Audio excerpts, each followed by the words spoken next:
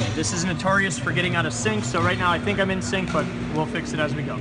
Okay, so in your lift, I'm just gonna go into foot strike, okay? So I'm just gonna watch this. I've only watched it once, so I'm not gonna worry about anything until foot strike, okay?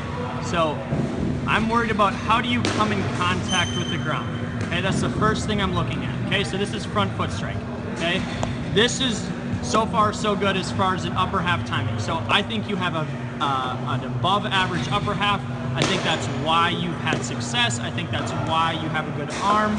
And I think everything is going to come down to what are you doing with your lower half to make sure your upper half isn't doing too much, okay? So this is when your foot comes down, okay? So this isn't necessarily when you're actually planting, okay? So we're going to watch your front leg right now.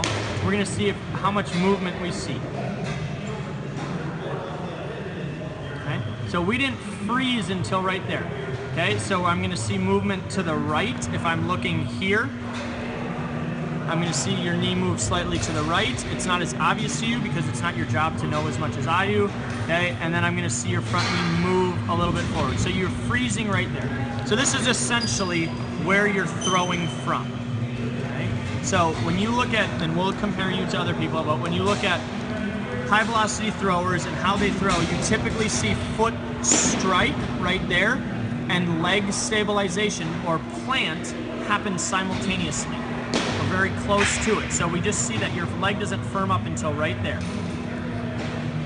Am I making sense right now? Okay, so we want those things to be one and the same. So that's all I'm gonna post right now, and then we'll talk about some other stuff. And obviously this is from the stretch. We'll show wind up next.